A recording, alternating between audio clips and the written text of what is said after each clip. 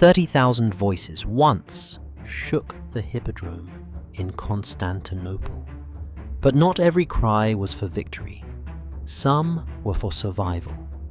In Byzantium, glory was never paid in gold alone, but in the bodies of the vulnerable. So who really bore the cost of empire's splendor? Chronicles celebrate triumphs, yet beneath the sand archaeology and whispers of lore reveal the darker ledger. Viewer discretion, not graphic, but unsettling.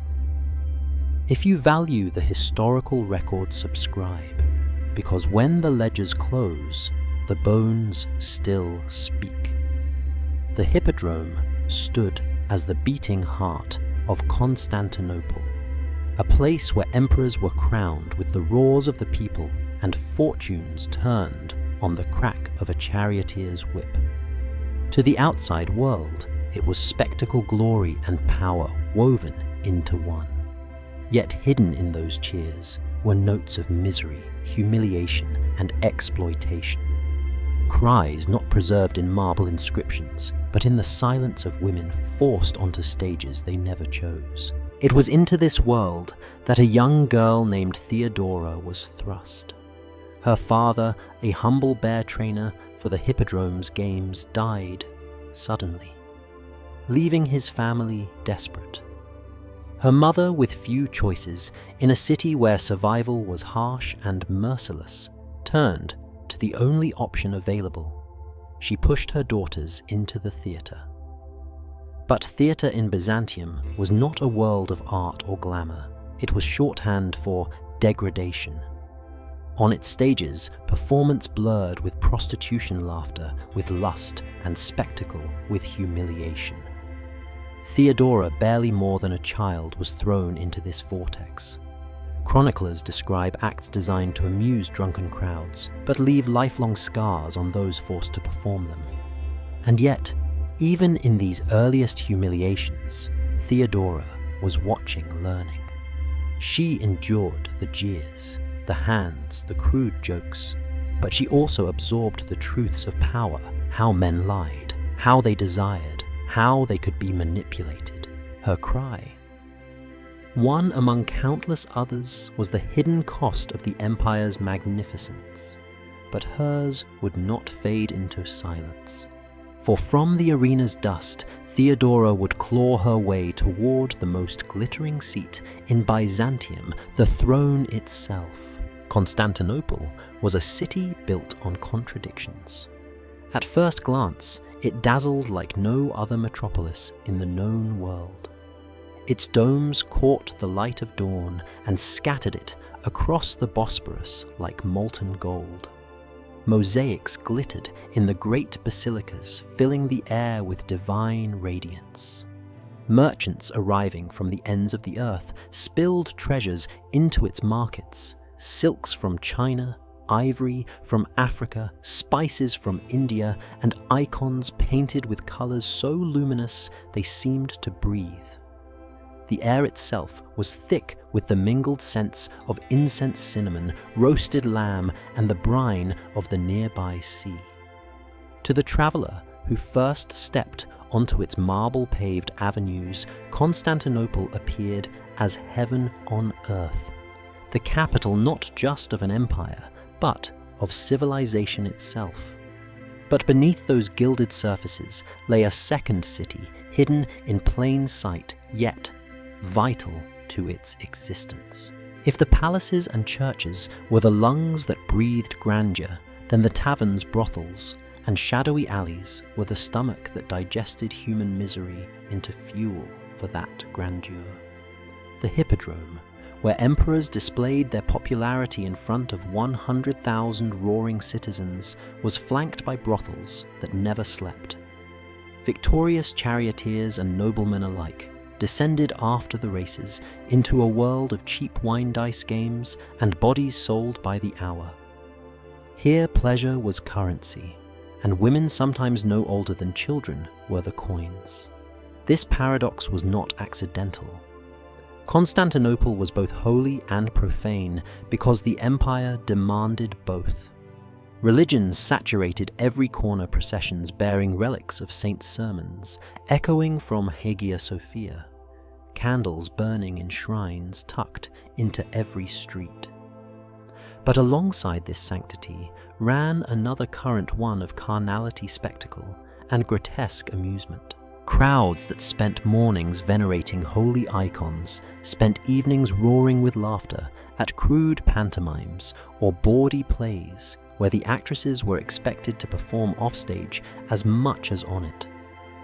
Foreign visitors were often astonished by this duality. Persian envoys wrote of the city's dazzling palaces, but also of its markets where human beings were bought and sold as casually as sacks of grain. Western pilgrims arrived seeking holy wisdom, but left whispering of the scandalous entertainments they had witnessed in the hippodrome's underbelly. Even within Constantinople, citizens spoke of their home with a mixture of pride and shame. To some, it was the new Rome god's chosen city, a fortress of light. To others, it was Babylon reborn, its alleys soaked in sin. For a child like Theodora, born into this world of contradictions, the city was both a cradle and a trap.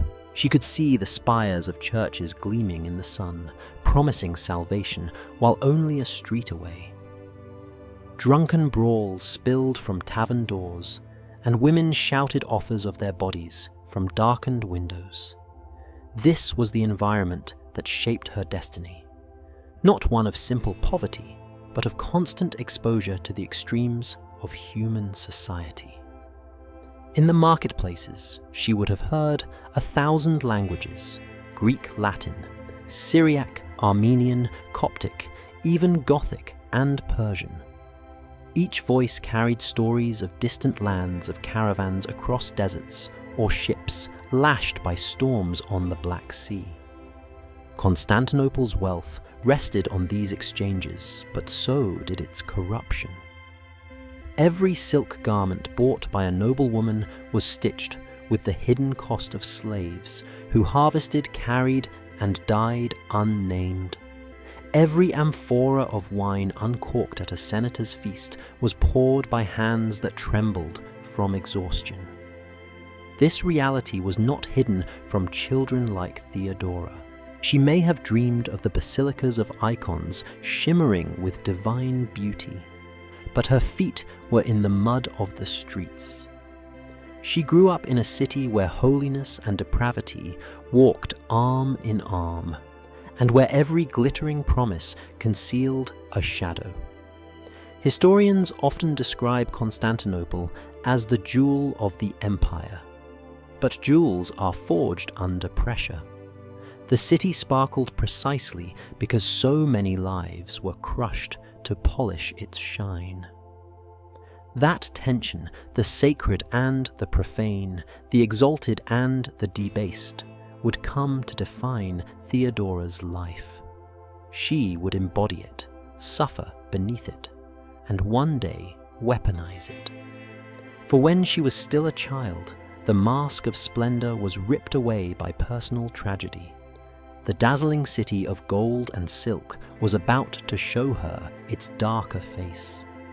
Her father would die, and her mother, desperate, would drag her into the very shadows she had glimpsed in passing. And there, in the taverns and theatres that were Constantinople's hidden organs, Theodora's true story began. The story of Theodora's rise cannot be told without the wound that opened her life, the death of her father. He was no senator, no great general, but he was a man who had found a modest place within the spectacle that defined Constantinople, the Hippodrome. He was a bear trainer, one of those rough but necessary figures who provided wild animals for the endless cycle of games and shows. To the crowd, he was invisible. To his daughters, he was the fragile thread tying them to survival. When that thread snapped, the glittering city turned cold. Her mother was left with 3 girls to feed and no patron to protect them. In Constantinople, widowhood without wealth was a slow death sentence. Some women turned to the church begging at shrines for alms. Others sought the protection of men, often at the cost of their bodies. For Theodora's mother, there was only one path left: to push her daughters onto the stage. The stage was not a dream, not a gilded career. In the Byzantine world, actress was nearly synonymous with prostitute. The theatre was less a place of art than a place of appetite. To send a girl there was not ambition, it was desperation. So Theodora, still a child, entered the world of performance. At first it must have felt like play costumes, painted masks, noisy crowds. But quickly the truth revealed itself. The roles offered were not noble heroines or graceful dancers, but crude pantomimes designed to titillate the masses. Crowds drunk on cheap wine laughed as children mimed obscene stories as innuendo dripped from every line. Laughter was not joy, but dominance. Each clap of the audience's hands pressed humiliation deeper into the performer's skin. Chroniclers writing years later preserved the most infamous example, the Swan Act. Barely in her teens, Theodora was forced to play a swan pursued by geese. It was not a fable, not a ballet of innocence, but a vulgar parody. She flapped her arms, stumbled across the stage, while men howled with laughter at the grotesque symbolism. To the audience, it was entertainment. To Theodora, it was degradation carved into memory. Even her later supporters could not erase this stain. The Swan Act became legend, a cruel footnote repeated by enemies who wanted to remind the empire that its empress had once been mocked before a jeering mob. And yet humiliation was not confined to the stage. After the curtain fell, the girls were often expected to serve the desires of the very men who had laughed at them. Nobles, soldiers, merchants all felt entitled to touch, to take to use. For a child, there was no escape. The word actress was little more than a veil for prostitution, and Constantinople's taverns knew it well. For Theodora, these years were an apprenticeship in survival. Each night she learned how quickly dignity could be stripped away. Each morning she woke to realize she was still alive. She watched the men who used her, and though she could not resist them, she memorized their weaknesses. She learned that desire could be a leash around a man's throat, that laughter could hide shame, that cruelty often masked fear. The lessons were bitter, but they were lessons all the same. Her sisters endured alongside her. Together, they formed a fragile shield against despair. Yet even within this sisterhood, competition brewed. Audiences were fickle, favoring one girl over another, and survival sometimes meant rivalry.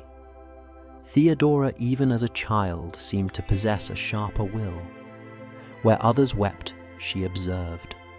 Where others broke, she hardened. We cannot know the full measure of her suffering. The chronicles are fragments, and Theodora herself left no confessions. But we know enough. We know that Constantinople's theatres were not places of art, but of spectacle, where children were sacrificed to appetite. We know that women who entered rarely escaped with their dignity intact. And we know that Theodora carried those scars all her life, wielding them later like weapons forged in fire. The paradox of Constantinople became the paradox of Theodora. In the same city where bishops preached sermons on purity, girls like her were shoved onto stages to mimic lust. In the same empire that crowned emperors with divine light, it forced its daughters into shadows. To survive was not merely to endure, it was to learn how to turn degradation into armor. Theodora was not yet the empress who would silence generals and bend Justinian himself to her will. She was still a child forced to stumble across a stage painted and ridiculed. But already beneath the humiliation, something hard was forming. A steel core. A determination that one day, if given the chance, she would never again be the plaything of others' desires. Her story was still only beginning. The theatres and taverns of Constantinople would not be the end of her trials. Ahead lay years of wandering, of exploitation, of betrayal. But the swan act, the jeers, the shame, the violation of her childhood was the crucible. In that fire, Theodora was not destroyed. She was remade. And the empire that laughed at her would one day bow in silence. If childhood on the stage was the breaking point, then Theodora's youth beyond it was the test of endurance. The theatre had opened the door to humiliation. Now the world outside made it routine. She was no longer a child who stumbled across the boards as a swan mocked by laughter. She had grown into a young woman carrying the stain of a reputation she had never chosen. To be branded an actress in Byzantium was to be marked forever, a signal to men that she was theirs to consume, and to women that she was an outcast. Her life shifted from stage to road. She joined traveling troops, drifting across cities and provinces, never finding permanence, never allowed stability. These companies were not glamorous circles of art. They were ragged assemblies of dancers, jesters, and courtesans, their living squeezed from the whims of tavern crowds and the pockets of minor lords. They carried with them props, costumes, and the lingering smell of wine-soaked boards. To survive, they performed anywhere. A smoky tavern, a villa's courtyard, even the rough plazas of provincial towns. Wherever there were men willing to pay, there was theatre. And where there was theatre, there was also the unspoken bargain bodies offered alongside entertainment. Theodora endured it because she had no choice. The performance was exhausting enough, each act designed to please appetites rather than cultivate beauty. Yet, the greater test came after the applause. Men with money lingered. They whispered promises or demanded silently, their coins heavy in their hands. To resist was dangerous. To submit was degrading. This was the knife's edge on which she walked night after night. But something remarkable began to form beneath the humiliation. She learned to see the world not only as a stage, but as a map of vulnerabilities. Men revealed themselves in their vices. The drunk noble who slurred crude jokes also revealed what flattered his pride. The soldier who barked harsh commands betrayed what softened his temper. The merchant who demanded control exposed his greed, his fear of loss. Where others suffered blindly, Theodora began to notice patterns. Each encounter became a lesson in psychology. Each humiliation carried information she stored like a weapon for later. Chroniclers hint at her sharp intelligence even in these years. They describe a girl who, despite degradation, spoke with biting wit, who could turn a tavern's jeer into a laugh at someone else's expense. It was dangerous to mock, but Theodora learned how to do it carefully, wrapping truth in performance, making herself both amusing and threatening. She could flatter without sincerity, insult without punishment, bend her posture into obedience, while her eyes burned with calculation. And though she was exploited, she also began to exploit in turn. Lovers came and went, powerful men who saw her as an ornament, a passing distraction. But Theodora studied them as carefully as she had studied audiences. She gave what was expected, but she also extracted gifts, protection, introductions. She was learning that proximity to power, even when humiliating, could also open doors. She was not yet in control, but she was beginning to map a way toward it. These years carried her far beyond Constantinople. With the troops, she traveled into Asia Minor, perhaps even further east, always chasing coin and survival.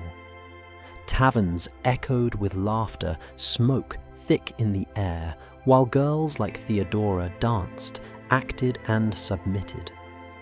Yet, in each place, she absorbed more of the empire's complexity, the accents of its provinces, the gestures of its elite, the hypocrisies of its priests. She was building a knowledge that no noble woman in her marble halls could ever acquire, the knowledge of human weakness in all its naked forms. It is here that Theodora's duality becomes clear. To the outside world, she was a disgraced actress, a courtesan shuffled from tavern to villa. But inside, she was shaping herself into something else. A survivor who could outlast shame, a student of desire and fear. Where others broke, she sharpened. Where others drowned in humiliation, she distilled it into insight. Even the cruelest moments nights, when men jeered, when drunken hands pulled at her, when hunger gnawed, her belly became part of this brutal apprenticeship. Each insult was a scar, but each scar thickened her resolve. By the time she reached her late teens, Theodora was no longer merely a victim of performance.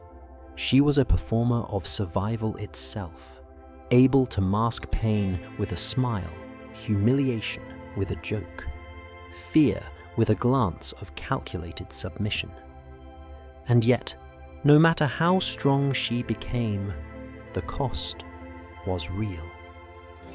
Chroniclers speak of her early years with a mixture of fascination and horror. They describe her as both degraded and dangerous scarred, yet alluring. The contradictions were not hers alone, they were Byzantium's. A city that clothed its churches in mosaics of saints, while forcing its daughters to pantomime lust. A city that crowned emperors with halos of divine authority, while casting girls like Theodora into tavern shadows. Through it all, she endured. She endured, not by clinging to innocence, which had long been stolen from her, but by shaping resilience from shame. This resilience would carry her through betrayal, through exile, through the near death that awaited in North Africa. It would carry her in time to the very throne of Byzantium. But first she had to survive the crucible of youth, where humiliation was daily bread, and survival meant learning how to turn weakness into power. By the time her troops' wandering years ended, Theodora was no longer the broken swan mocked on stage. She was something else entirely. A woman scarred by humiliation, but alive and more dangerous than anyone suspected. After years wandering with troops surviving tavern smoke and the jeers of crowds, Theodora's path suddenly shifted. She caught the attention of a man who seemed, at first, to be salvation. He was a powerful official in the Byzantine hierarchy, wealthy, commanding, and accustomed to treating women as possessions to be displayed and discarded. Chroniclers differ on the details of his name and exact office, but they agree on the impact he had. For Theodora, this was not merely another patron. It was a door into a world she had glimpsed only from the shadows. He installed her in comfort. Gone were the draughty taverns and raucous laughter of drunken crowds. Instead, Theodora found herself in chambers perfumed with incense, clothed in silks. She had once only seen at markets adorned with jewelry she had never dared to touch. Servants answered her call. Banquets filled with delicacies appeared before her. For a time, she was not the humiliated performer or the courtesan passed from hand to hand. She was the favored mistress of a man whose coin and influence brought her a seat closer to power. At first, it must have seemed like reprieve. Theodora had endured a childhood of degradation. Now she enjoyed a taste of luxury. Yet, even within these walls of comfort, she understood the precariousness of her position. Mistresses were never secure. They were adornments, temporary pleasures. Theodora knew the day would come when she was no longer amusing, when another face, another body would replace her. So while she reclined in embroidered couches, she also watched, listened, and learned. She studied the conversations of officials, the habits of wealth, the gestures of authority. She saw how decisions were made not only with words, but with glances, alliances, silences.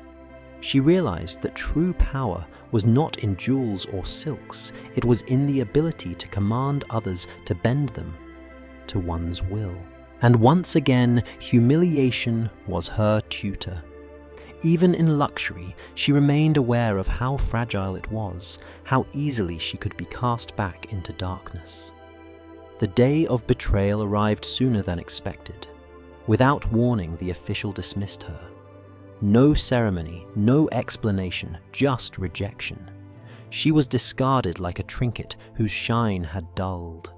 And with his dismissal, the silks, jewels, and servants vanished as quickly as they had appeared.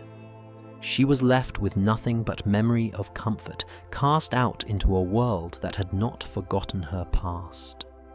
The fall was brutal.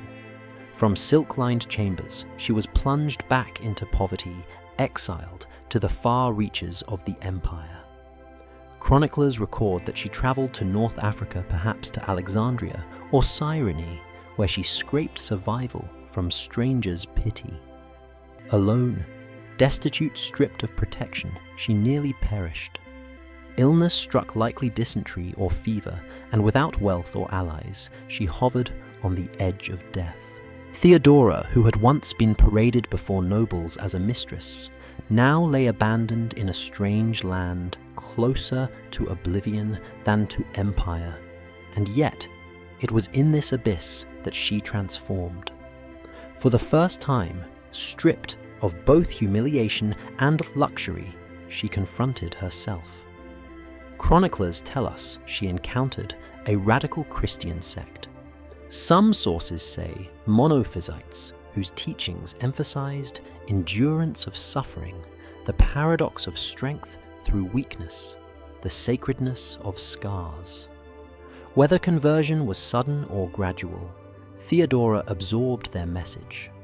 Pain was no longer meaningless. Betrayal was no longer simply loss. It was, in some mysterious way, preparation. Theodora began to see her life not as a string of humiliations, but as a forge. The tavern performances, the jeers, the leers of men, the comfort and abandonment of luxury, all of it had shaped her into steel. In faith, she discovered a language for survival, a framework that allowed her to reinterpret her past, not as shame, but as training. Her scars became not disfigurements, but marks of endurance. Her suffering, once private agony, was transformed into testimony. When she finally rose from her illness, she was changed. She was thinner, scarred by fever, but her resolve was iron. She had endured humiliation, comfort, betrayal, and exile. She had tasted both the bottom and the fleeting sweetness of power. Now she carried something new within her, an inner compass. She no longer existed merely to please others. She had a purpose, though it was not yet fully clear. By the time she returned from exile, she was no longer simply a courtesan or a discarded mistress. She was a woman hardened by betrayal, guided by faith, and armed with a resilience that could not be purchased or dismissed. Those who had known her before might have seen the same figure, the sharp eyes, the alluring presence. But within Mhol she was utterly transformed. This transformation would shape everything to come. It would guide her return to Constantinople, where fate would align her path with that of Justinian, the ambitious prince destined for empire. It would fortify her during the Nika revolt when courage saved a throne. It would fuel her reforms, giving protection to women who lived the very humiliations she had survived. But all of that still lay ahead. For now, what mattered was that she had survived betrayal and exile, and in that survival she had discovered herself. Her enemies thought they had discarded her. Instead, they had reforged her. Theodora walked back toward Constantinople, not as the broken mistress of a powerful man, but as a woman prepared to seize a destiny greater than anyone could imagine. When Theodora finally stepped once more onto the streets of Constantinople, the city had not changed, but she had. Its golden domes still glittered under the sun, its markets still overflowed with spices, silks, and icons, and its alleyways still reeked of sweat smoke and desperation. But to her eyes, sharpened by betrayal and exile, every detail carried new meaning. This was not just a city of splendor and shadows. It was an arena. And this time she intended to play, not as pawn, but as contender. She returned without the finery she once enjoyed as a mistress. No train of servants, no pearls around her neck. But what she carried was far greater, a sharpened intelligence, a faith-forged resilience, and an uncanny ability to read people. Constantinople was filled with ambitious men, merchants, bargaining priests, sermonizing generals scheming. But Theodora had studied them all. She knew their weaknesses: vanity, lust, greed, fear.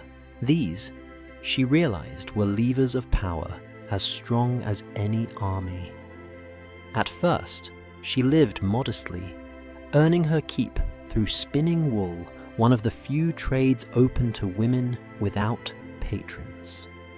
Chroniclers describe her in a small house near the city walls, humble yet dignified, surrounded by other working women.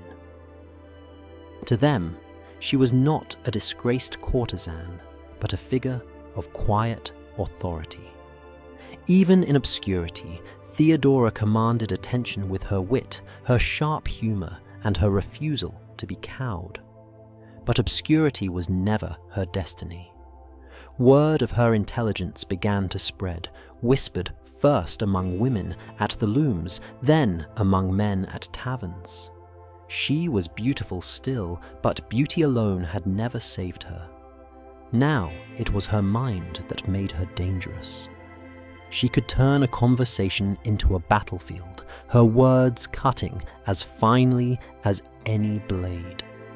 And it was this reputation that brought her into the orbit of a man whose name would shape the empire itself, Justinian. He was the nephew of the reigning emperor Justin IV, already marked by ambition, already climbing the ladder of power. Unlike many nobles, Justinian was not born into wealth. He was the son of a peasant lifted to prominence by his uncle's ascent. He had clawed his way upward, studying law-mastering administration and cultivating allies among the powerful. He understood the fragility of power, and he respected intelligence in whatever form it appeared.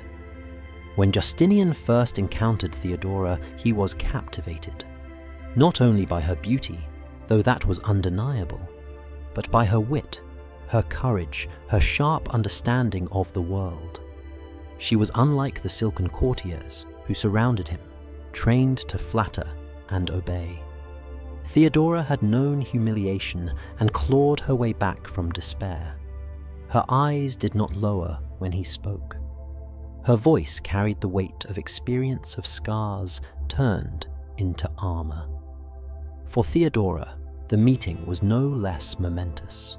She recognized in Justinian something she had not seen before in the powerful men who used and discarded her.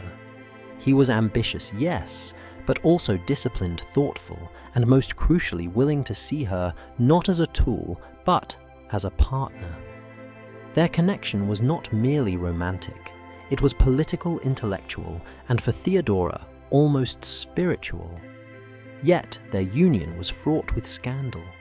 Byzantine law forbade men of rank from marrying actresses or prostitutes, categories that had defined Theodora's youth. Her past was not forgotten.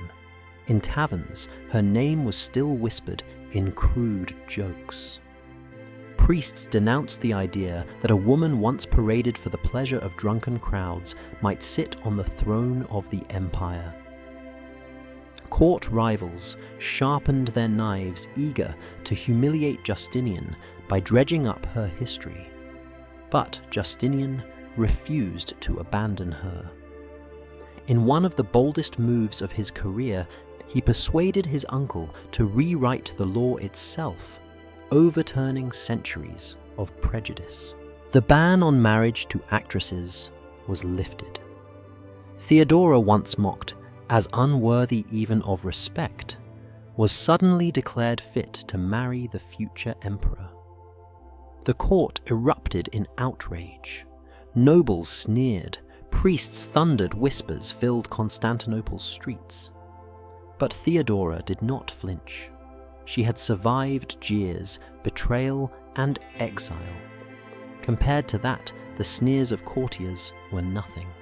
She stood beside Justinian, calm and resolute.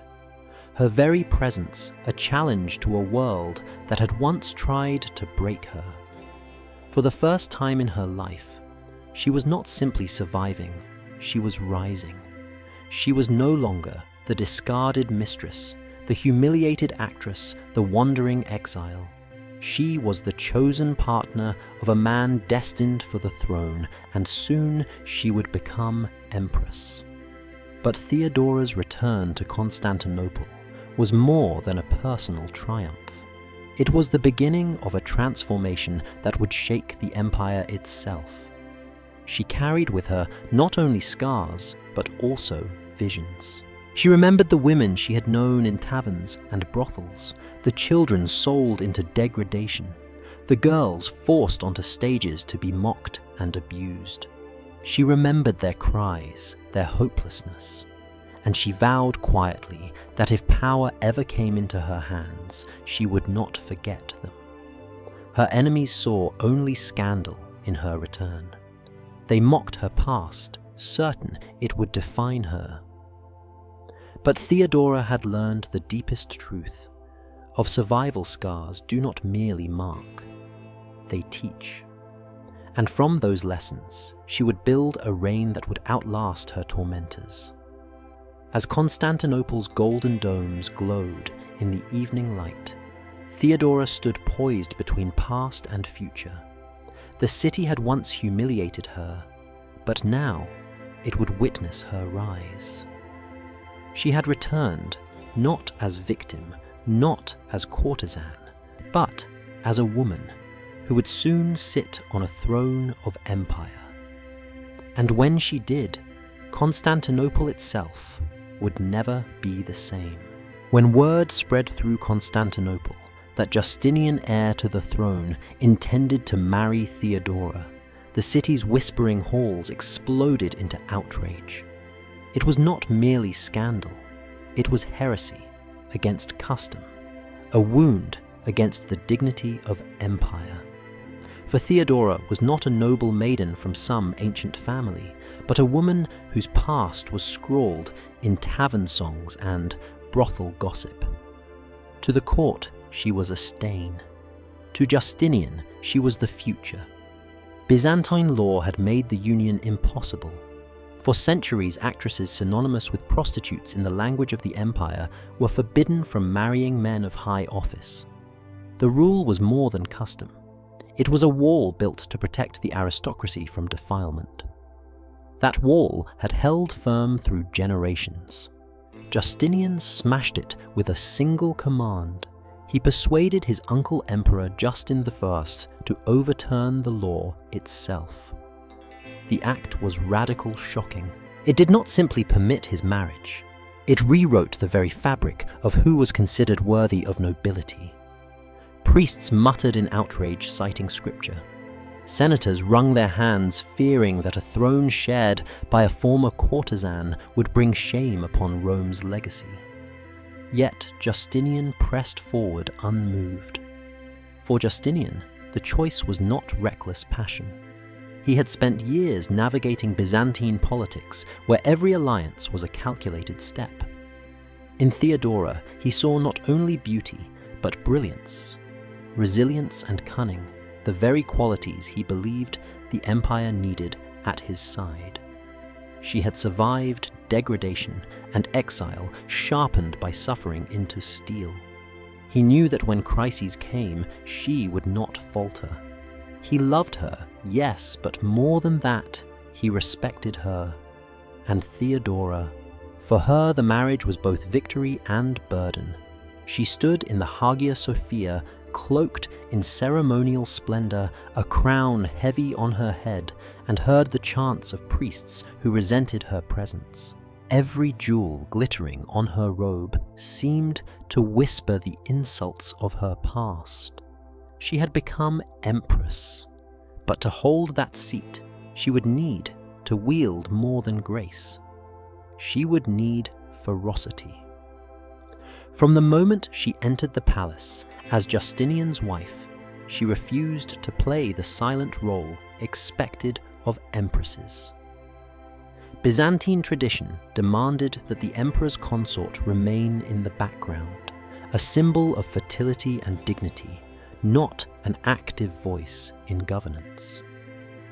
Theodora shattered that expectation. She sat beside Justinian in councils, her throne gilded and equal in height. She spoke, argued, persuaded. And more often than not, Justinian listened. Chroniclers grudgingly recorded what courtiers whispered in shock. Her words shaped policy. This was intolerable to many. In taverns, drunken men revived the old jokes of her youth, sneering that the empire was ruled by a whore. In monasteries, monks thundered that God would punish Byzantium for allowing such a woman to wear the purple. In the palace, noble women whispered behind veils, refusing to acknowledge her as their equal. Every banquet, every ceremony, every procession carried an undercurrent of hostility. But Theodora had not endured a childhood of humiliation to be undone by whispers. She remembered the jeers of drunken crowds, the hands of men who treated her body as property, the years of wandering when she should have died. Compared to that, sneers from nobles were less than nothing. She had learned to wield scorn as a weapon, turning insult into fire. When senators dared to mock her in secret, they found themselves suddenly exiled. When priests condemned her from pulpits, their sermons were silenced by imperial order. She acted with ruthless precision, striking not wildly, but with purpose. Every rival removed was a lesson Theodora would not bow. She had clawed her way to the throne, and she would defend it with all the ferocity of a woman who knew the cost of power. And yet her influence extended beyond vengeance. Theodora understood the empire in ways few did. She had walked its streets not as aristocrat, but as outcast. She knew its taverns, its dens of vice, its fragile underclass of women and children ground beneath the machinery of empire. Her scars made her see what Justinian's patrician upbringing could not. That power was not sustained by grandeur alone, but by survival. The irony was bitter. The very past her enemies used to shame her was the source of her greatest strength. She knew the desperation of the powerless, and she never forgot it. Even as she silenced her critics, She began to imagine reforms that would protect women from the cruelties she had endured. But that would come later. For now, she had to survive the storm of scandal. Imagine the scene: the hippodrome roaring with chariot races, senators and nobles in their gilded seats, and at the center Justinian and Theodora seated side by side. The crowd whispers, half in awe, half in disgust. Some avert their eyes, others stare with open contempt. To them, she is a living contradiction. A woman once paraded for mockery, now crowned in imperial purple. To her it is vindication. Every sneer is proof of her victory. The marriage of Justinian and Theodora was more than romance. It was revolution. It challenged centuries of law-overturned traditions and rewrote the possibilities of what a woman could be in Byzantium. It scandalized the court, outraged the clergy, and shook the aristocracy.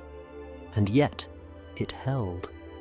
Because behind the whispers, behind the outrage, there was something undeniable. Theodora was not merely surviving on the throne. She was thriving. She had turned shame into power, scandal into legitimacy. And soon the empire would see that this empress was not content to sit in shadows. She would seize the reins of power itself. Her enemies thought the marriage would destroy Justinian's credibility. Instead, it cemented hers. From the first day she entered the palace as empress, Theodora refused invisibility. She was not content to stand behind Justinian as a silent ornament, nor to serve merely as the bearer of heirs. She had clawed her way through humiliation, exile, and scandal, and she would not surrender her voice now. In a world where women were meant to bow, she sat beside the emperor, her golden throne raised to the same height as his.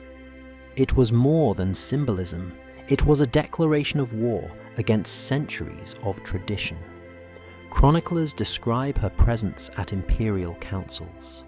While most empresses were hidden away behind latticework screens or confined to private chambers, Theodora listened openly to generals, bishops, and senators.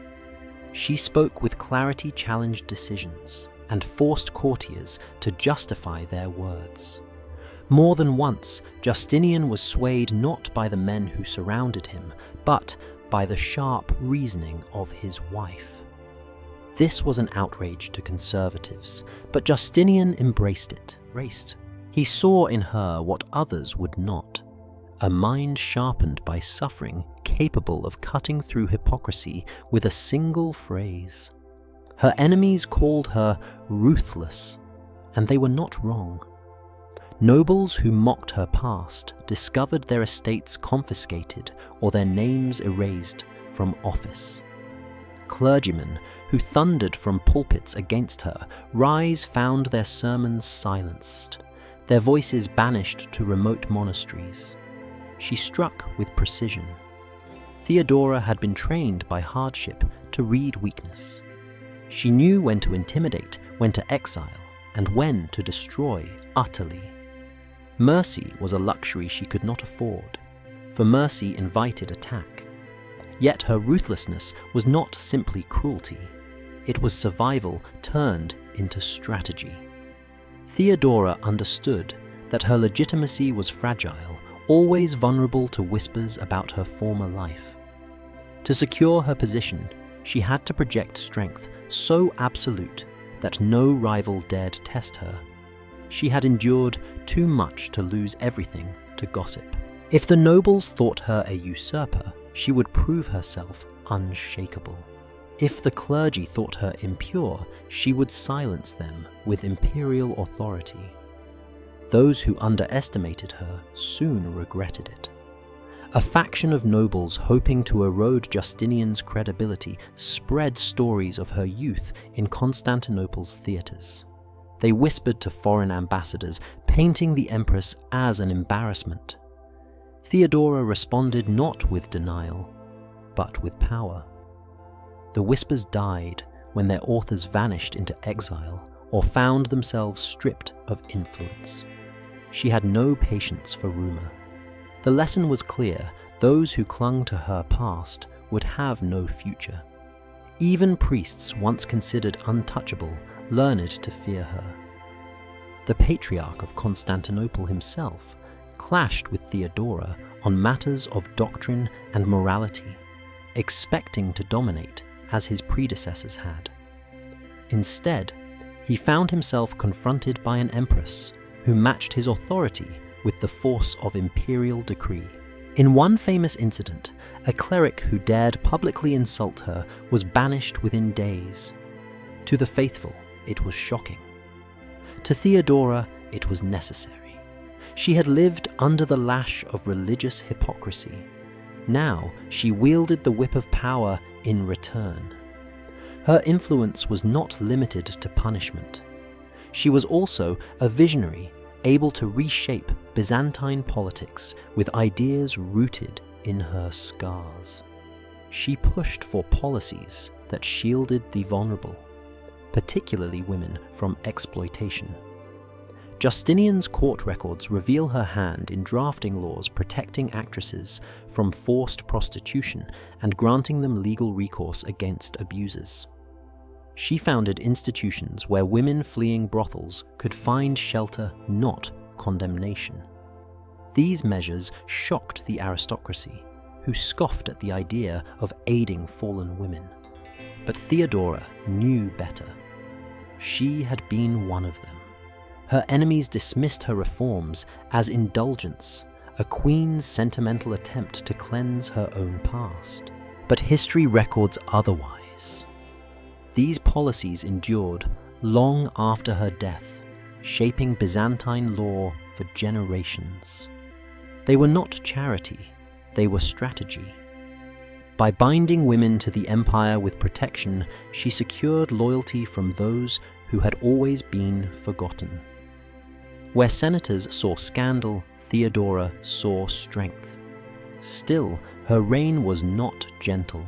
She could be as vindictive as she was generous. Rivals were crushed without hesitation. Families who plotted against her were stripped of wealth, their children married off to loyalists. She turned the tools of empire law, religion, and ceremony into weapons of survival. The same instincts that once saved her in taverns now ruled the palace. She had learned that power was never given. It was seized, defended, and sharpened with blood. To the people of Constantinople, she was both awe-inspiring and terrifying. Some adored her for her defiance of the aristocracy, whispering that she understood their suffering. Others loathed her, convinced that a courtesan had desecrated the empire. But whether loved or hated, no one doubted her strength. What makes Theodora remarkable is not only that she survived, but that she transformed survival into sovereignty. She did not pretend to be what she was not. She did not bury her past, though she punished those who tried to wield it against her. Instead, she built upon it, fashioning a throne from the very stones once thrown at her. She knew what the nobles never would, that shame could be turned into armor and scars into crowns. In January 532, CE Constantinople, city of domes, mosaics, and gilded palaces, erupted in chaos. What began as a clash between chariot racing factions, the Blues and the Greens, spiraled into one of the deadliest uprisings in Byzantine history. At its heart stood Justinian, trembling on the edge of abdication, and Theodora, who would deliver a speech so fierce that it changed the fate of an empire. The Hippodrome was more than an arena. It was the beating heart of Byzantine public life, where races were not just sport, but political theatre. The Blues and Greens were no ordinary fan clubs. They were massive coalitions woven into the social fabric of the city guilds' neighborhoods, even gangs whose rivalries often spilled into riots. Justinian had tried to balance their influence, favoring neither too openly, but his policies had angered both sides.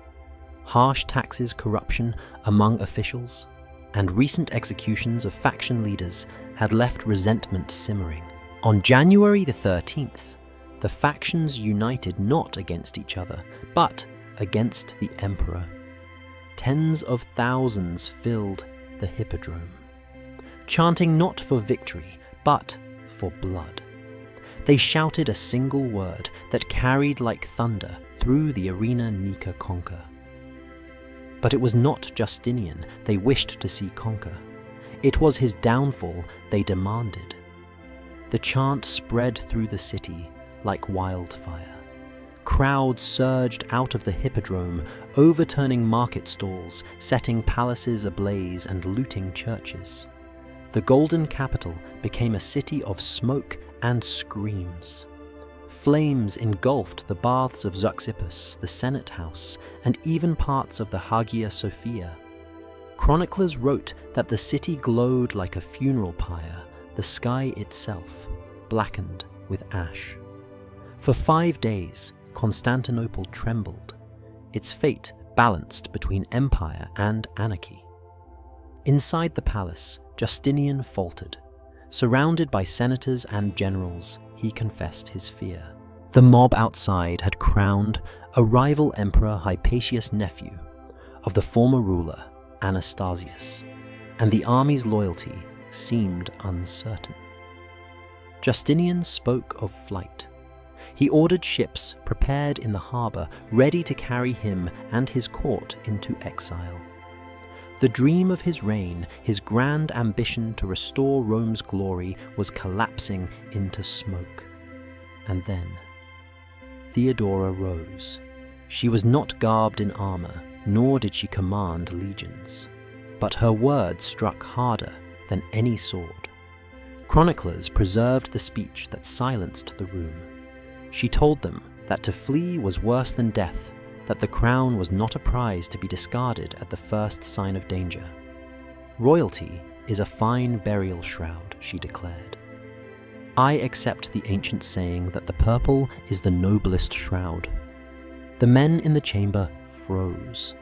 What she said was more than defiance, it was a challenge to their honor. She reminded them that empire was not sustained by survival, but by dignity, by the willingness to die for the throne rather than abandon it. To live as fugitives, she argued, would be a shame far greater than death. Her words electrified Justinian. The emperor who had moments earlier spoken of escape now clenched his jaw with resolve. Shame is a powerful motivator, and Theodora wielded it like a weapon. If a woman once mocked as an actress and courtesan could declare herself ready to die in purple, then what excuse had the general senators and the emperor himself? The council shifted from despair to determination. Justinian summoned his most trusted commanders, including Belisarius, the brilliant general who had already proven his skill in Persia, and Mundus, a veteran officer. Their orders were clear: crush the rebellion at any cost. The plan was ruthless. The Hippodrome, where the rebels had gathered with their new emperor, would become a trap. Imperial troops sealed the exits, locking tens of thousands inside. Then, with disciplined fury, they advanced. The massacre was unimaginable. Belisarius' soldiers cut through the crowd, swords, flashing shields braced. Panic spread, but there was no escape. Men trampled one another, women screamed, children were crushed underfoot. Chroniclers estimated 30,000 corpses lay strewn across the sands by the day's end. Blood soaked the arena, where moments earlier the people had chanted Nika. The rebellion had ended not with triumph, but with slaughter.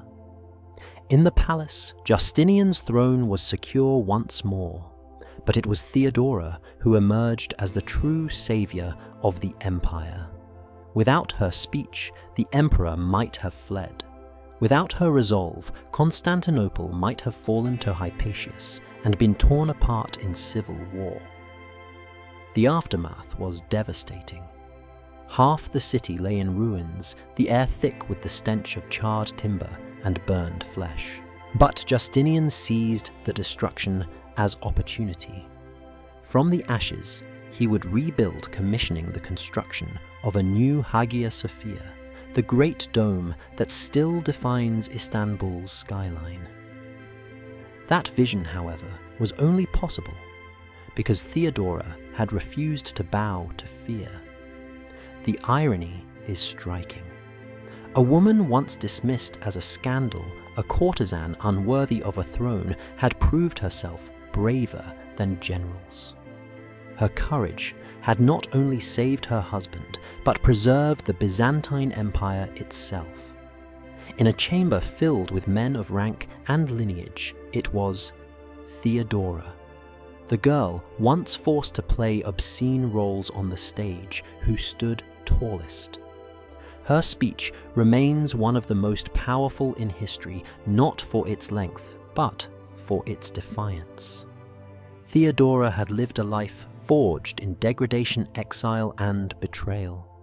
She knew that survival was meaningless without dignity.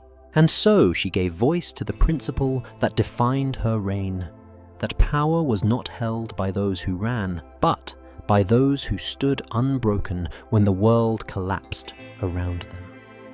The purple, she said, was the noblest shroud, and in that moment she proved that she was ready to wear it, even if every man in the room faltered. The Hippodrome of Constantinople was built for triumph. Its colossal length, flanked by marble columns and imperial boxes, was meant to host the roar of races, the cheers of victory, and the solemn rituals of empire. But in 532 CE, it became a slaughterhouse.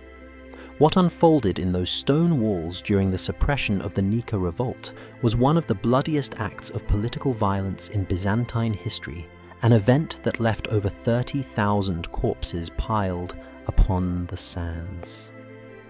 After Theodora's speech rekindled Justinian's resolve, his generals devised a plan cold in its efficiency. The rebels had gathered in the Hippodrome, jubilant, convinced that Justinian's flight was imminent, and that Hypatius, the nephew of the former emperor Anastasius, would soon be crowned in triumph. Crowds filled the stands, thousands upon thousands, thousands chanting in defiance, their confidence swelling as flames still licked across the city skyline. But outside, imperial troops were preparing to seal the fate of the uprising. Belisarius, the emperor's young but brilliant general, had learned war in the east. He knew how to break an enemy trapped in confined space. Alongside him stood Mundus, a grizzled commander of barbarian origin whose men were hardened by brutality. Together, they would turn the Hippodrome into a tomb. The gates were the first to fall under imperial control. Soldiers blocked every exit, bolting them shut, stationing guards with drawn swords. There would be no escape, no dispersal. The crowd packed into the arena was now prey surrounded by hunters. Then, at Justinian's command, the slaughter began. Imperial troops surged through the entrances in waves. Shields locked, spears leveled, they advanced methodically, cutting into the throng of rebels. Panic erupted. Men and women scrambled, clawing at the gates, but the iron held firm. Mothers clutched children. Nobles who had once whispered against Justinian shrieked for mercy, while Hypatius himself, thrust unwillingly into the role of rival emperor, stood pale as death, realizing the trap was complete. The sand quickly turned red. Chroniclers describe the scene in ghastly detail, screams drowned by the clash of steel bodies trampled into the dirt, the air thick with the stench of blood and smoke. Soldiers showed no distinction between armed rebels and ordinary citizens swept up in the chaos. All were cut down. Hypatius, the man whom the rebels had crowned as their emperor, was captured alive. Justinian, cold and calculating in victory, did not hesitate. Hypatius and his brother were executed swiftly, their bodies denied honor, their names wiped from official memory. No one would confuse their fleeting rebellion with legitimacy. Outside the Hippodrome, the smoke of burning neighborhoods still lingered. Constantinople had been scarred, its markets looted, its churches desecrated. But with the massacre order returned, an order carved out of blood. Citizens who had once dreamed of Justinian's overthrow now cowered, knowing the price of defiance. Terror had done what diplomacy and compromise could not. It secured the emperor's throne. And yet, amid this ocean of corpses, Theodora's shadow loomed.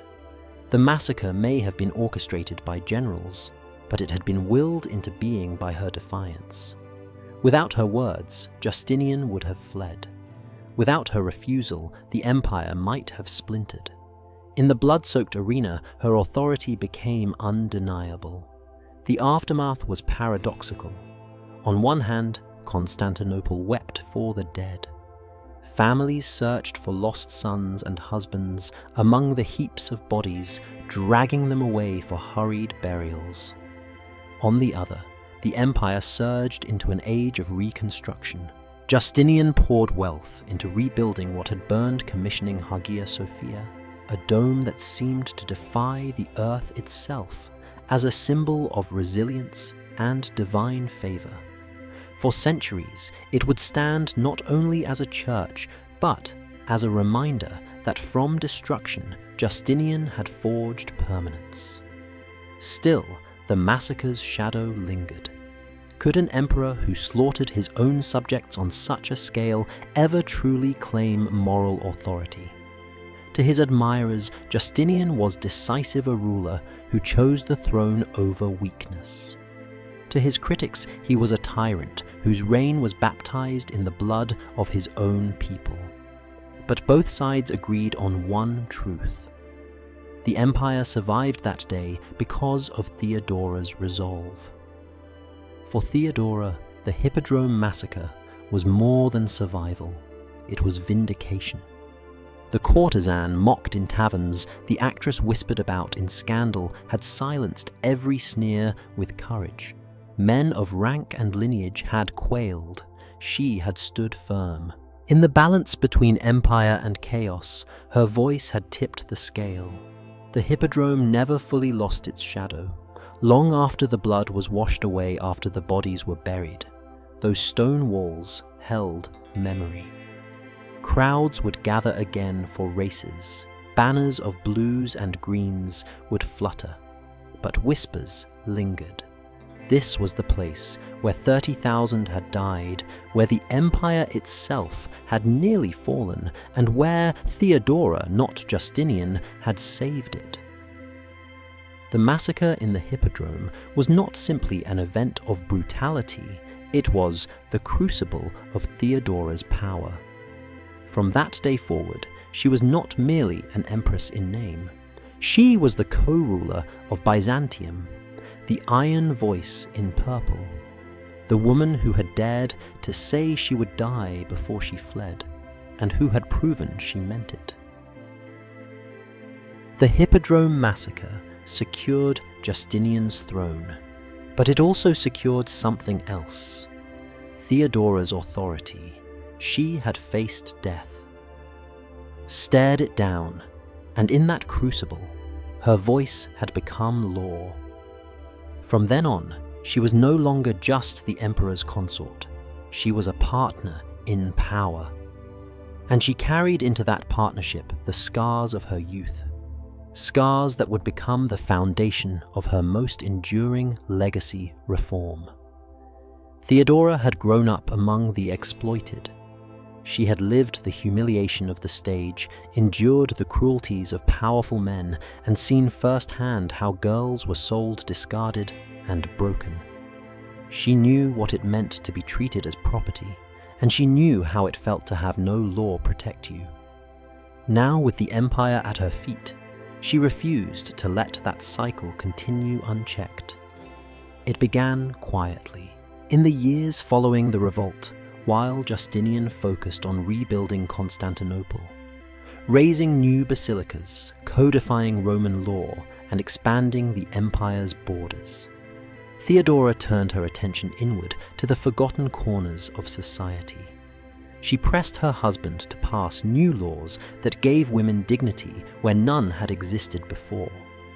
One of the first was aimed at the actresses of the empire.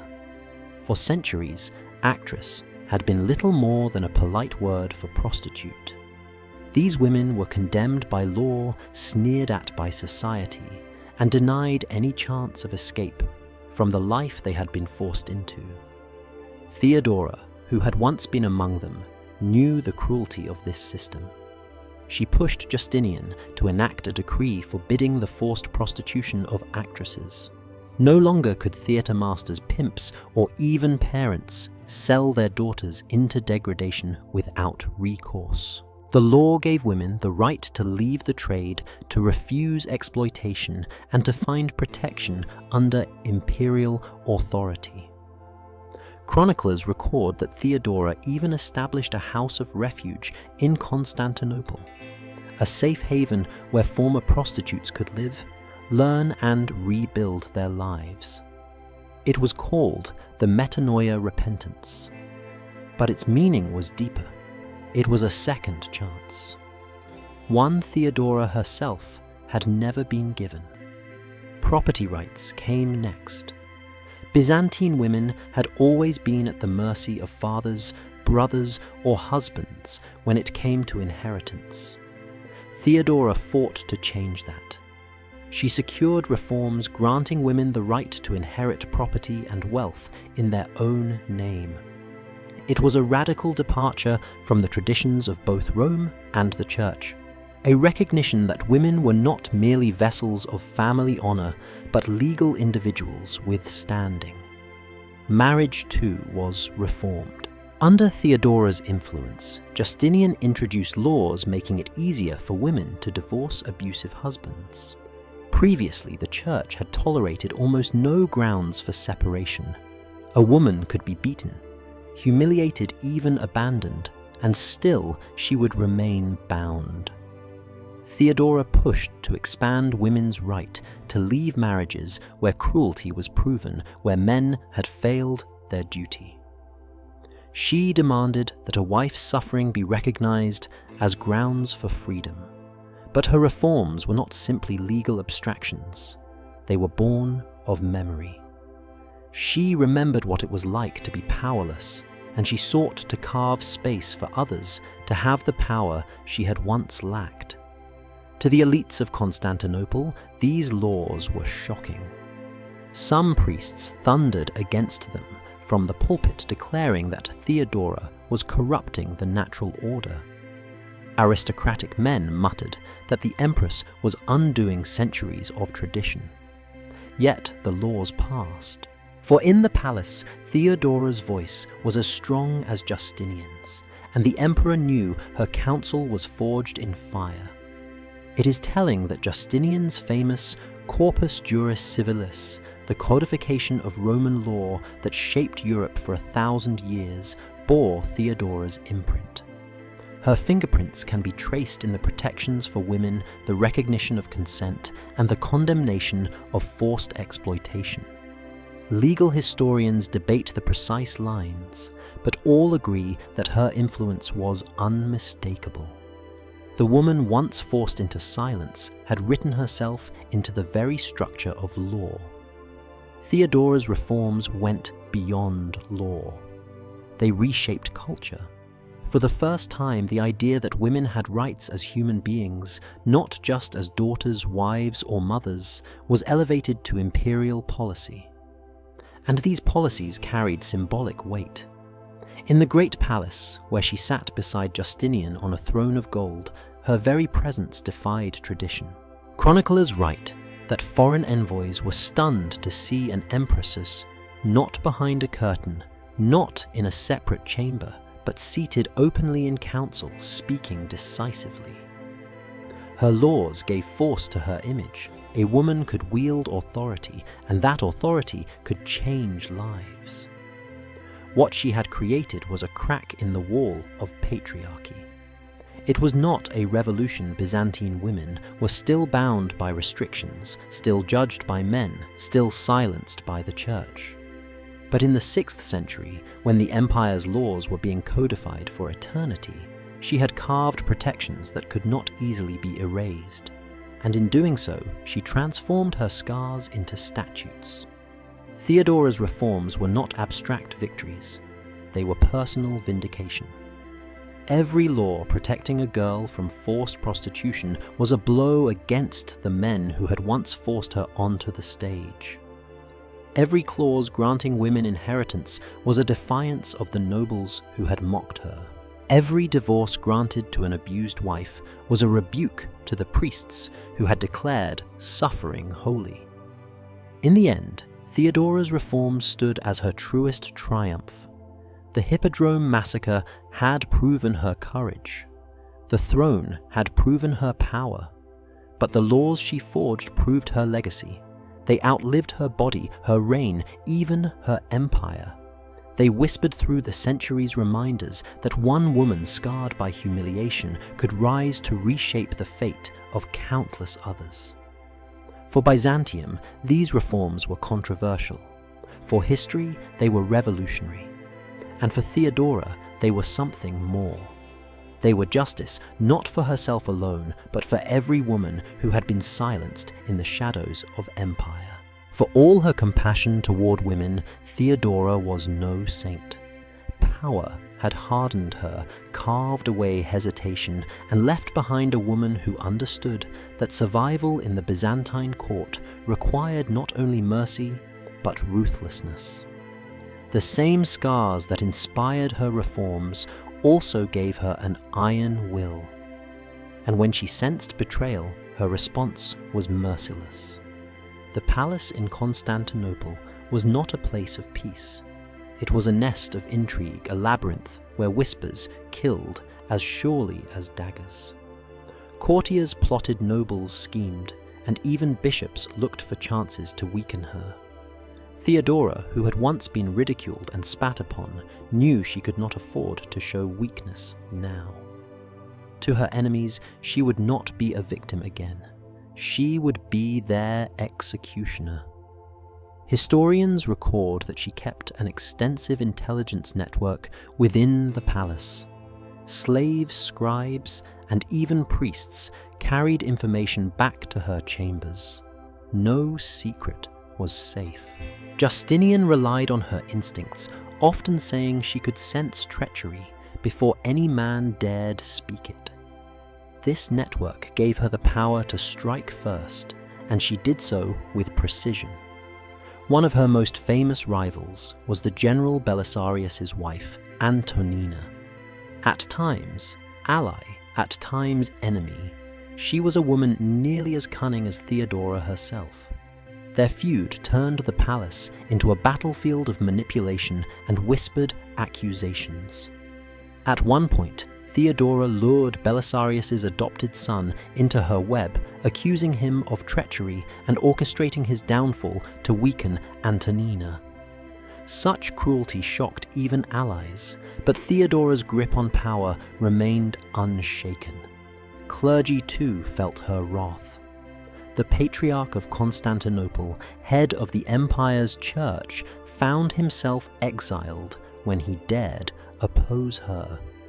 Priests who muttered against her past vanished into silence. When the church tried to challenge her authority, she countered by aligning with rival factions of Christianity, playing theology like a chessboard. To her, doctrine was not divine, it was a weapon. Some chroniclers paint her as vindictive, ruling through fear as much as Justinian did through law. Procopius, in his scandalous secret history, accused her of unbridled cruelty, of ordering tortures and executions with cold delight. While his account drips with malice, there is truth in its core. Theodora was capable of ruthless decisions, and she wielded her authority with little pity for those who crossed her. This was not mere cruelty for its own sake. For Theodora, survival required the elimination of threats.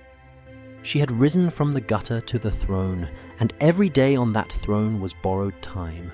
She knew the nobles despised her, the church scorned her, and foreign courts laughed at her past. If she faltered even for a moment, they would destroy her. And so she struck first. Her methods were not always bloody. Exile was her favorite tool. Rivals were sent to distant provinces, stripped of their influence, their voices silenced. Others were forced into monasteries, their wealth confiscated, their names erased from politics. These punishments carried a cruelty of their own. Death was final. But exile left enemies to wither in humiliation, their ambitions rotting away in obscurity. Yet, at times, death was unavoidable. Rumors tell of courtiers disappearing after daring to mock her, of nobles found strangled in their chambers, of whispers silenced with poisoned cups. Whether these tales are exaggerations or truth, the fear they inspired worked in her favor. Even if she had not ordered every execution, the belief that she might was enough to keep her enemies quiet. Her ruthlessness extended beyond individuals. Whole factions learned to fear her. When uprisings stirred among the aristocracy, she acted swiftly, confiscating estates, redistributing lands, and crushing networks of influence. Unlike many rulers, she did not hesitate to target families, ensuring that rebellion was not merely punished, but extinguished at the root.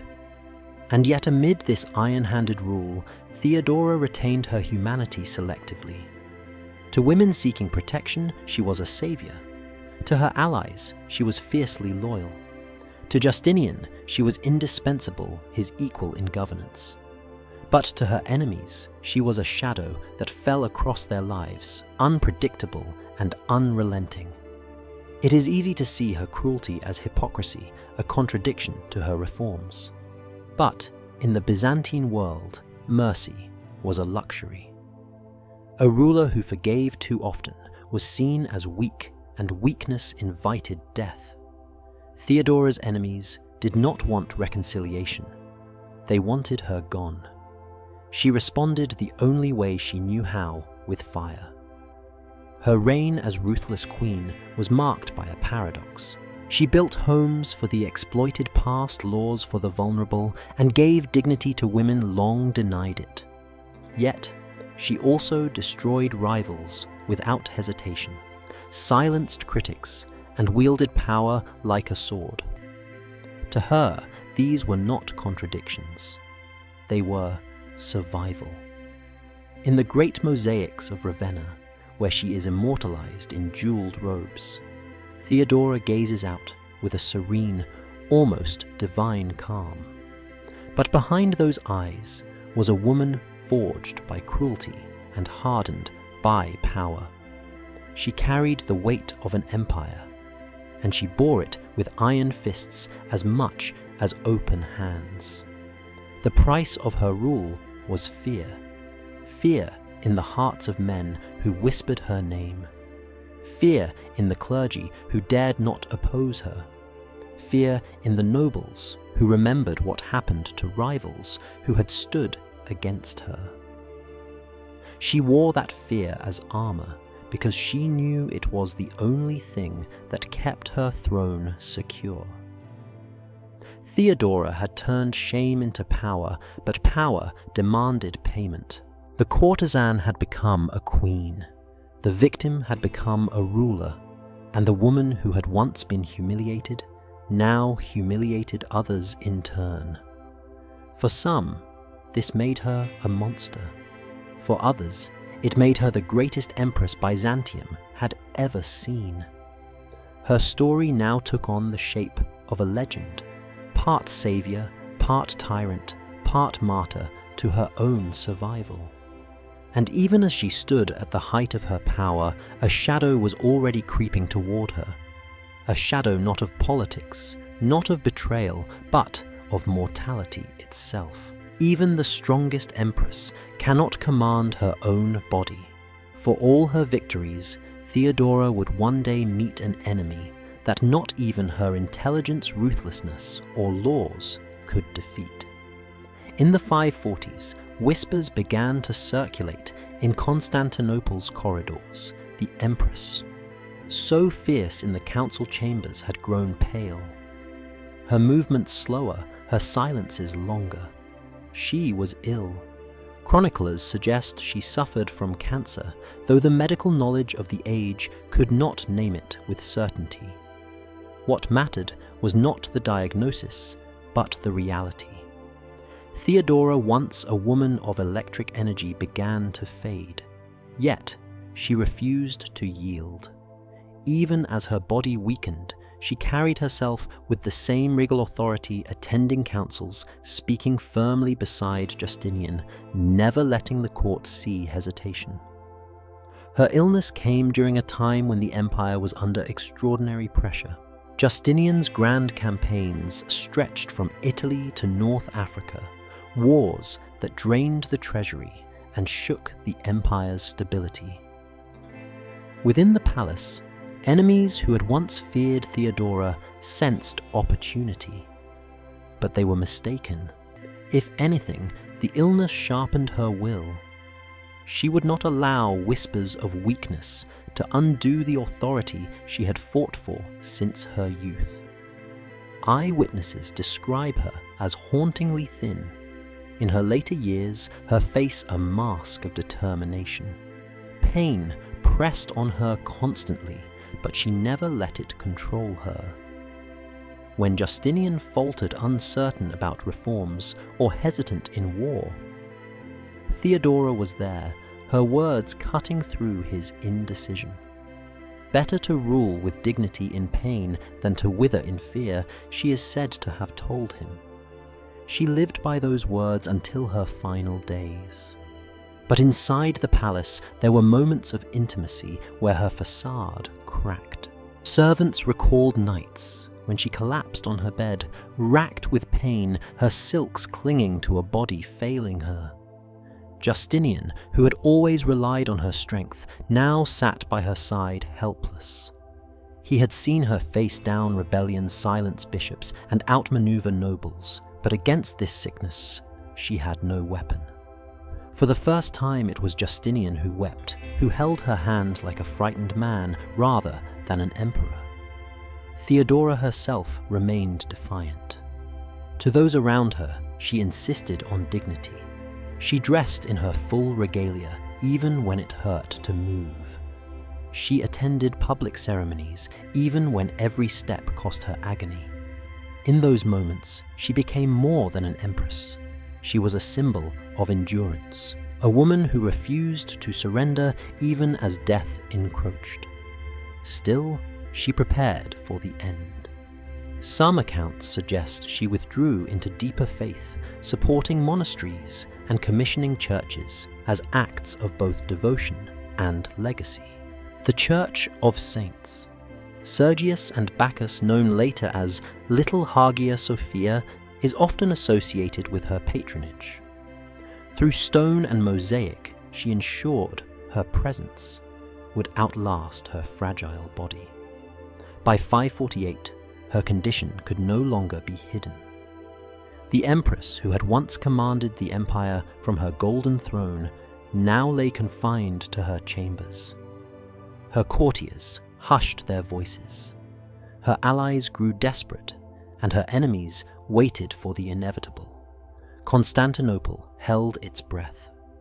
When the end came, she was only 48 years old. In a palace that had once mocked her for her past, she now died as its queen. Chroniclers record Justinian's grief as profound, even devastating.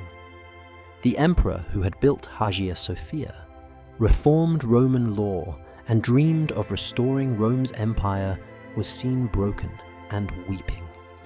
He had lost not just a wife, but his partner, his equal, the one voice he trusted above all others. The funeral of Theodora was both grand and heavy with irony.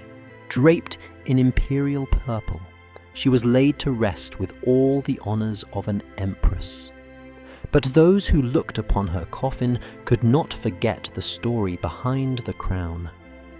They knew she had begun as a child, forced into obscene performances, a courtesan mocked and despised. Now she was carried to her grave as the most powerful woman Byzantium had ever known. For Justinian, her absence left a silence that no advisor could fill. He continued to rule for nearly 2 more decades, but the vitality of his reign seemed dimmed. Without Theodora's steel, his court grew vulnerable, to intrigue his decisions slower, his resolve less certain. It is said he never remarried, a rare choice for an emperor. Some say it was loyalty. Others believe it was despair that no one could replace her. The people of Constantinople mourned her with mixed emotions. To some, she was a savior, the empress who had defended the throne during the Nika revolt, the queen who had given dignity to women. To others, she remained a tyrant, ruthless in her power, merciless in her punishments. But all agreed she was unforgettable. Her illness had taken her body, but her story endured. Theodora's final years revealed not weakness, but a deeper kind of strength. The strength to fight, even when defeat was certain to rule, even when death loomed close. She had turned every humiliation of her youth into fuel for her reign, and in her illness, she transformed pain itself into a last act of defiance. And so the woman who had begun life mocked in taverns ended it, mourned in a palace. Her shadow stretched long across Byzantium. Her enemies may have rejoiced in her passing, but her name was already immortal. Theodora had become more than an empress. She had become a legend. History rarely grants second chances. For most who were humiliated, broken, or silenced, their names vanish into dust. But Theodora defied that rule. Her scars, both visible and hidden, became the very foundations of her crown. In her story lies one of the most haunting paradoxes of Byzantium, that from degradation came sovereignty, and from shame rose an empress whose name would echo for centuries. To understand the magnitude of her legacy, one must remember where she began. In the alleys near the Hippodrome, Theodora was a child forced onto the stage not as an artist, but as an object. Her earliest performances were designed to strip her of dignity, to entertain drunken crowds by turning her body into ridicule. Few would have imagined that such beginnings could produce a woman who would one day stand equal to emperors and silence patriarchs. That trajectory alone is a testament to her unyielding spirit. But her legacy is not merely one of personal survival. It is one of transformation, of taking what was meant to destroy her and turning it into power. When she became empress, she did not pretend her past had not existed. She carried it with her, and in carrying it, she reshaped the laws of Byzantium. She ensured that actresses once condemned to the same degradation she had endured could leave that world. She founded safe houses where prostitutes could find refuge. She created pathways for women to inherit property, to divorce abusive men, to exist as more than shadows beside their husbands. These were not abstract reforms drafted by distant scholars. They were born of scars carved from her own experience and enacted with the authority of a crown. Yet, the paradox of Theodora is that her compassion was paired with ruthlessness. For every woman she protected, there were rivals she crushed without mercy. Her reforms saved thousands, but her political vengeance destroyed dozens. Was she savior or tyrant? The truth is that she was both, and perhaps that duality was inevitable. A woman who had been spat on, mocked and treated as disposable, could never afford to show weakness once she held power. Every act of mercy risked being read as softness. Every concession invited scorn. And so she cloaked her reforms in iron-making compassion and cruelty, two sides of the same coin. Even her marriage to Justinian reflected this transformation.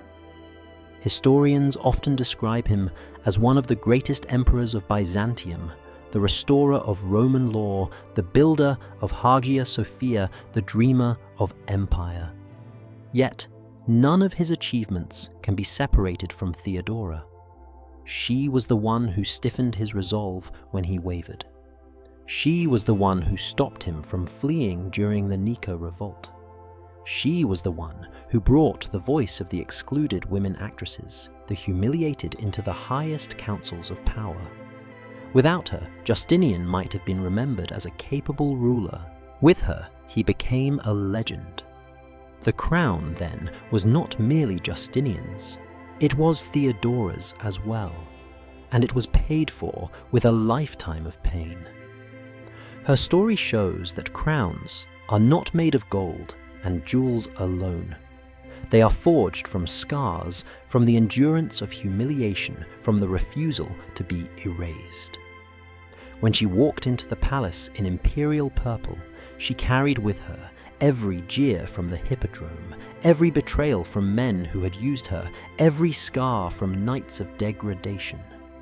Those scars did not vanish. They glittered beneath the jewels of her crown. Her legacy survived not just in law or architecture, but in memory. To her enemies, she was the ruthless courtesan who had clawed her way into power. To the women she protected, she was a savior who had turned her suffering into their shield. To Justinian, she was the indispensable partner without whom his empire would have collapsed. And to history, she remains a symbol of resilience. An outcast who became a queen, a scandal who became a reformer, a scarred woman who turned shame into sovereignty. Even in death, her presence lingered. Theodora was buried in the imperial mausoleum, her sarcophagus resting beside emperors. Yet, unlike so many rulers, her story was not just about conquests or buildings. It was about survival transformation and the redefinition of power itself. Her enemies had sought to erase her with humiliation. Instead, she immortalized herself by seizing the very stage that once degraded her and using it to command an empire. The irony is sharp. The same hippodrome that once mocked her as a child performer became the place where her courage saved an emperor and silenced rebellion. The same courtiers who once whispered of her disgrace were forced to bow before her throne. The same empire that spat on her name could not escape her legacy. This is the essence of Theodora's crown. It was not won despite her scars, but because of them. Her life asks us a question that echoes beyond Byzantium. What do we do with our scars? Do they bind us to humiliation, or can they be transformed into weapons, into shields, into symbols of defiance? Theodora's answer was clear. She wore her scars as part of her crown, daring history to look away. And history has not. Nearly 15 centuries later, her name still commands awe. Not as a victim, not merely as a wife, but as an empress who turned degradation into dominion. Theodora's crown was woven from pain. Her throne was built on survival. And her story reminds us that power once seized can rewrite even the cruelest past into a legacy of endurance. For centuries, chroniclers struggled to place her. To some, she was the scandalous actress who stained the throne. To others, she was the savior of Byzantium, the voice that prevented an emperor from fleeing the iron will behind reforms that altered the lives of countless women. And for her enemies, she was the ruthless courtesan who used power with a merciless edge. But the contradictions are the point. Theodora does not exist to be simplified. She exists to remind us that history itself is complicated, human, messy, and rarely neat. Her life invites us to think about resilience. As a child, she was thrown into a world designed to break her. Every performance at the Hippodrome was meant to strip her of dignity. Every banquet where she was paraded, every tavern where men jeered, every betrayal by those who promised protection but offered only exploitation, these were supposed to bury her. Yet, she refused burial. Instead, she carried those humiliations with her, reshaping them into weapons of insight. She learned how power functioned, not in its polished halls, but in its darkest corners. When she finally wore the crown, she already understood its true cost. The lesson is uncomfortable, but essential power is not always born from privilege. Sometimes it is born from scars. Theodora's story demonstrates that survival, even in degradation, can cede authority. But it also warns us that scars harden. The same pain that fueled her compassion also sharpened her ruthlessness. Her reforms for women were groundbreaking, but her destruction of rivals was merciless. This duality forces us to confront the truth that power forged in suffering rarely emerges pure. Her story also reveals something larger about empire itself. Byzantium loved to wrap itself in the glitter of mosaics and domes to proclaim its grandeur as the new Rome. Yet, at its core, its survival often depended not on emperors, but on those who endured humiliation and still stood. Theodora is proof that resilience at the margins can reshape the center. She was not born into power, she seized it. And in seizing it, she exposed the hypocrisy of an empire that scorned her origins, yet relied on her courage to survive its darkest hour. So what is the final lesson of Theodora? It is that history is not only about crowns and empires, but about the scars that shape them. It is about the voices nearly silenced, the lives nearly erased, and the people who turned pain into defiance. Her life shows us that dignity can be reclaimed, but it also warns us that the structures of power will always try to erase those who threaten their order. Theodora forces us to confront resilience as both gift and burden. Her scars became her strength, but they also hardened her into someone her enemies called ruthless. Perhaps that is inevitable. To endure humiliation and rise above it requires not only compassion, but steel. And in that steel lies the paradox of her crown, both savior and tyrant, both reformer and destroyer, both scarred woman and sovereign queen. As we leave her story, picture the irony of her final image. A woman once mocked on filthy stages, now enshrined in mosaics at Ravenna, her face serene, her robes glimmering with gold, tesserae immortalized beside Christ and the saints. Those who spat her name in taverns are forgotten. Those who mocked her are silent. But Theodora, scarred and crowned, still gazes back at us across 15 centuries. The lesson is clear. Scars need not be prisons. They can be crowns. And history, when stripped of its disguises, reveals that those who endured the deepest wounds often leave the sharpest legacies.